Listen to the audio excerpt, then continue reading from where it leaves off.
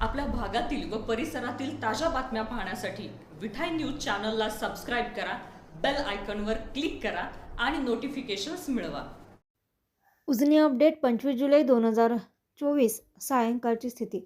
उजनी धरण हे -10.63% आहे आणि सकाळपासून ते 4% वाढलेलं आहे. उजनीमध्ये येणारी दौंडजवळची पाण्याची आवक ही वाढून 80,000 क्युसेस इतकी आहे. 79,043 क्युसेसनं विसर्ग उजनी जलाशयात मिसळतो आहे आणि ही आवक आता वाढत जाणार आहे.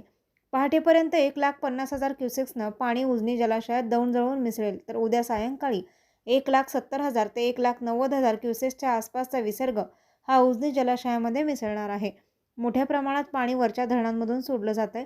तसेच घाटमाता आणि भीमा खोऱ्यात यासह उजनीच्या पाणलोट क्षेत्रात सुरू असलेल्या पावसामुळे उजनीमध्ये येणारी पाण्याची आवक ही वाढत चालली आहे. आज सायंकाळी 6 वाजता उजनी धरणामधला एकूण पाणीसाठा हा 57.96 TMC इतका होता.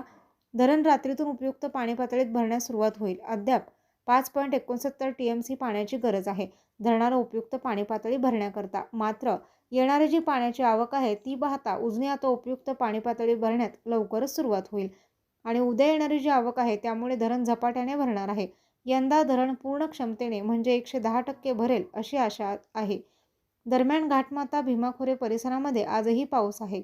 खडकवासला धरणातून सोडण्यात येणारं पाणी कमी करून 15,000 क्युसेक्स इतकं करण्यात आलंय. वडिवळे, कासारसाई यासह मुळशी धरणातूनही पाणी सोडलं जात आहे. पुणे बंड गार्डनचा विसर्ग हा कासारसाई धरणातून सोडलेल्या पाण्यामुळे वाढत आहे आणि हा विसर्ग दुपारी 1,00,000 क्युसेकच्या पुढे गेला होता. दरम्यान आता खडकवासला धरणातून सोडण्यात येणारं पाणी कमी केल्यामुळे तो विसर्ग थोडा कमी होईल.